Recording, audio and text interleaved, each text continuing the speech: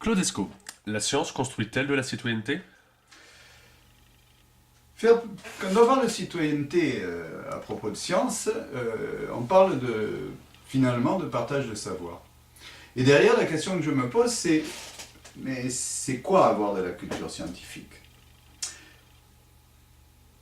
Trois logiques viennent se percuter autour de cette question-là. Parce que la première logique, c'est la logique accumulatrice. Avoir de la culture scientifique, c'est connaître beaucoup de savoir scientifique. Ça, c'est la logique de l'école.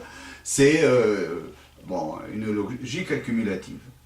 La deuxième logique, c'est plutôt celle du monde associatif. C'est-à-dire qu'on se dit, avoir de la culture scientifique, c'est connaître et savoir mettre en œuvre les démarches de recherche de la science. Et que ces démarches de recherche participent de notre culture scientifique. Et puis il y a les associations de type sciences et citoyens qui disent, elles, que avoir de la culture scientifique, c'est être capable de comprendre le contexte social dans lequel la culture scientifique s'élabore, dans lequel la science s'élabore, c'est-à-dire, en réalité, le poids de l'économie, les paradigmes antérieurs, le mandarinat, ce qui fait qu'on cherche dans telle direction plutôt que dans telle autre. Pourquoi mettons plus d'argent dans la recherche sur le sida que dans la recherche contre le paludisme, par exemple? Tous ces éléments-là, qui sont un élément constitutif de la culture scientifique. Et quand je regarde ça, je me dis que, en fait, la culture scientifique, c'est quand même un peu détroit. Même si, dans le regard général, la troisième partie, c'est peut-être celle auquel on accorde le moins d'importance. Mais néanmoins, je me dis, un choix citoyen, ça n'est pas un choix scientifique. Ce sont deux dimensions qui sont complètement différentes. La fonction du scientifique, c'est de produire de la connaissance. C'est-à-dire, en fait, c'est de produire des démarches qui vont nous permettre d'avoir des savoirs opératoires. Un choix citoyen, c'est comment je vais utiliser cette connaissance qui est produite, ou ne pas l'utiliser, en référence à des choix de valeurs personnelles et au regard que je porte sur le développement de la société et ce que je souhaite. On est dans des éléments très différents. Si je prends... moi, je sais me servir d'un couteau. Je suis même capable de dire au plan scientifique pourquoi une lame de couteau, ça coupe davantage si elle est aiguisée, si elle est pointue, ça pénètre davantage. Comment tout ça, ça fonctionne? Mais c'est pas cette connaissance scientifique-là n'induira pas la manière dont je vais utiliser le couteau pour couper ma viande ou pour la planter dans le ventre de quelqu'un. L'utilisation de la connaissance scientifique est toujours référée à des valeurs. Et que le choix citoyen, c'est un choix qui est référé à des valeurs. Et de la même manière que il est normal que je délègue aux scientifiques, parce que c'est sa profession et qu'il est formé pour le fait de chercher et d'apporter de la connaissance nouvelle, de la même manière que je vais déléguer au boulanger le fait de faire du pain à ma place. C'est normal, mais je n'ai aucune intention de déléguer aux scientifiques la fonction de décider à ma place de ce que doit être ma vie et de ce que doit être la vie de l'ensemble social dans lequel je travaille. Et donc, du coup, je voudrais pointer ici 4 éléments qui me paraissent indispensables pour pouvoir effectivement jouer son rôle de citoyen dans un monde dans lequel la science a une part importante et ne pas me faire dominer par l'avis du scientifique. Le premier élément, c'est connaître l'histoire des sciences. Connaître l'histoire des sciences, ça permet de relativiser la question de la vérité scientifique. Ensuite, comprendre comment les choix scientifiques interfèrent sur ma vie. Ça, c'est un peu la culture.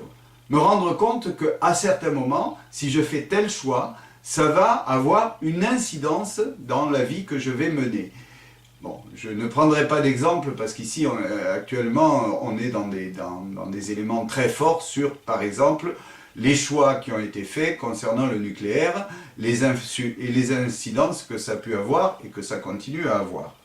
Troisième élément, ne pas oublier que quand j'ai un choix à faire, même si c'est un choix qui a trait à des connaissances scientifiques, c'est toujours référé à des questions d'éthique. Et donc il faut que je m'interroge sur quelles sont les clés éthiques que j'utilise pour faire mes choix. Et enfin, le quatrième élément, c'est ne pas oublier que tout choix que je vais faire va avoir des incidences économiques et environnementales. Et que cette analyse des incidences économiques et environnementales, c'est une analyse importante. Donc on voit bien que quand je décris ces choses-là, je suis à l'extérieur de ce qu'on peut repérer comme étant la science. Néanmoins, ça nécessite un certain nombre de compétences à se construire. Et les compétences qui me semblent importantes de se construire pour donner un point de vue éclairé dans une situation complexe et ne pas me faire dominer par les scientifiques, ben je vais en pointer rapidement quelques-unes. La première, c'est connaître les conditions sociales de fabrication de la science. C'est-à-dire se dire, oui, mais ça, là, c'est fait dans quel cadre? Qu'est-ce qui a pesé dessus? Pourquoi tel ou tel type de question a pu se faire? La deuxième, c'est savoir reconnaître les sources d'information.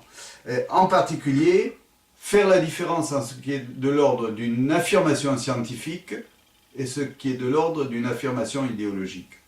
Quand on lit un article, ce qui est écrit dedans, est-ce qu'on est capable de dire oui, ça c'est validé par la communauté scientifique ou ça c'est l'opinion du scientifique? Et donc, être capable de faire cette différence.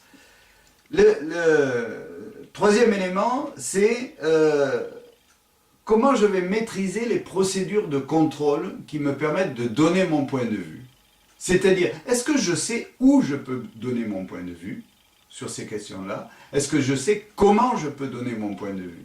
Et que ces éléments de se dire où et comment je peux intervenir, ce sont des choses qu'il faut, des connaissances qu'il faut que j'ai pour pouvoir effectivement agir sur les éléments de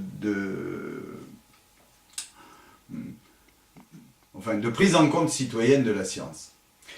Et finalement, je dirais, en fait, les rapports entre science et citoyenneté, je peux le regarder à deux niveaux. Si je le regarde à un niveau personnel, c'est-à-dire dans la construction de ma propre pensée, dans le côté, la rationalité de la pensée, ce que développe la science, ça me permet de mieux comprendre la vie et de mieux comprendre le monde qui est autour de moi si je développe des procédures de type scientifique, et d'une certaine manière, c'est effectivement quelque chose qui agit sur la citoyenneté.